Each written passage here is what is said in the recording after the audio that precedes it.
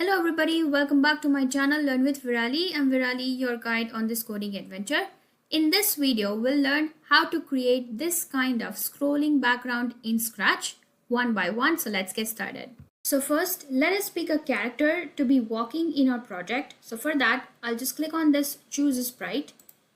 And then you can choose any sprite that is present here. If you hover on it, you should be able to see different costumes that this particular sprite comes up with. So for now, let us take the basic one, looking at this cat here. We'll also practice it with other sprites, but for now, let us choose a cat. In the next step, I would need a background. But for me to understand that in order for me to have a background that is moving, if I click on this stage here, it says you have no motion blocks. So that typically means that I cannot use different backgrounds that are given here in order for me to make them moving. Instead, the solution for that problem is, instead I'll create different sprites and then we can keep that moving in to show the effect of backgrounds scrolling in. So for that, I'll again come here to choose a sprite and then click on this paint icon. Here, basically you have to make sure that this particular part that is on the left hand side border and the right hand side border should be aligned whenever you draw any sprite. So for example, if I'm drawing a small square here, okay, just like this, I'll just make this a little bigger. Now we have to make sure that whatever things that we draw on the top should be aligning or matching with these two boundaries that is on the left and the right side of this rectangle here. So now I'll just change the color here. Let's say we make it to green. And then we can have another rectangle here on the top, making it to a blue color. Alright, so let me just quickly draw a blue rectangle on, and there we go. Make sure both these boundaries touch. I'm just going to get this a little in line with this line. So now it looks perfect as I have everything in place. Both the boundaries are aligned, and for me to have certain objects in the center as we move, I can just do one more thing here. Click on this circle icon, change the color, and basically I'll make it to gray. For me to paint a rock, what I can do is just get this circle in, and then you click on this point edit icon, and then I can just edit it to make it a little rock. So now if you can see, I have a little rock in. I'll get one more just for a reference. Again, don't forget to change the color of the rock to make it look like a rock. Okay, I'll just make it this a little darker. Coming back to the point click editor, I will make this a smaller rock. Okay, perfect. Now you will be wondering, where did my cat go? The cat is right behind hiding this particular backdrop. So if we need to go set this up, what we need to do is we would probably need to go to code. And now we have a very good block of code which allows this particular background to allow it to go to the back and allow the cat to come in the front. So we can go to looks, and when we scroll down here, we should see go to front layer. This is basically right now asking to go to the front layer, but if I just change it to a back layer and click on it, now you can see that your cat is coming in the front and the background is now at the back. In this step, we have to understand what are we supposed to do with the values of x and y. For example, if I need to position this cat right in the center, I need to make the values of x and y to be 0, 0.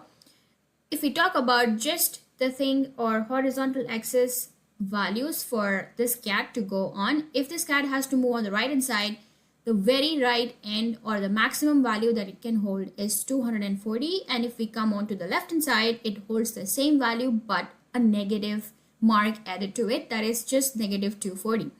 Same thing applies for the y variable here. the topmost or the uppermost value for y can be positive 180 and the lowermost value of y can be negative 180. So it can go over this particular canvas, that is the entire values of x and y available in our case. So now that we have understood the usage of x equals to 0 or x equals to plus 240 or minus 240, let us make sure that we have this positioned in the center. So that's where we'll go to motion and choose the value of x and y equals to 0 in our case. So I'll just change the value of x and y to 0. Okay, the next thing that we wanted to check here is if we need to move this background one by one in the left or the right direction. So for our case, what we need is we need to go grab the value of x changing. So if I say x equals to 10 for now, or change x by 10, if I click on it, if you notice the background is moving but in the right direction. If I want the background to move in the left direction, I simply need to go change it to a negative value here. If I change it to -5, and now if I click it, the background moves towards the left. So that's what we actually need. So now, since I wanted to make this go on forever, I'll go to control, drag a forever loop here and place it in this block here. So now if I adjust this together, this is what is going to happen now. If you notice here, this gets stuck right at this side. So that's where we have to make sure that if it reaches to this point, so there is an if condition here. So if it reaches to this point, it has to get a signal that now it has to restart again. So that is all that we have to understand again. So now I'm going to stop the project and drag it right here. So I'm just going to again do it and then arrange it right here. Okay, this works, and we are going to again start understanding what is the change that we can make. So I'll go to events and get the green flag, as this is what we would need, as we can press the green flag right here and can start our project right away. So now the next question for me, or the next question to solve here, is we have to check that whenever the backdrop reaches at this point or this line where it gets stuck, what should happen there. So in order to do that, we have to go check an if condition in, like, okay, if I need to go first check the position of x. So I'll go to motion and pick the x position in. So if I click on this x position right now, I understand that my x position is 0 at the moment. Okay, so now I'll go and check with going to operators, saying that if the value of x is less than a decided value in. So for now, I'll position this x here and I'll try to make this to negative 460 just to understand that it reaches to this part here. So if it is true, then what I need to do is I need to position the backdrop right where it was, like again to start at the same place. So that is all what we would need at this point. So that's where I'm going to go to motion and change the value of x and y again.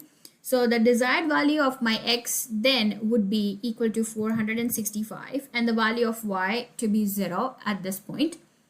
So now I'm going to place this inside the for loop. So let's see what happens next.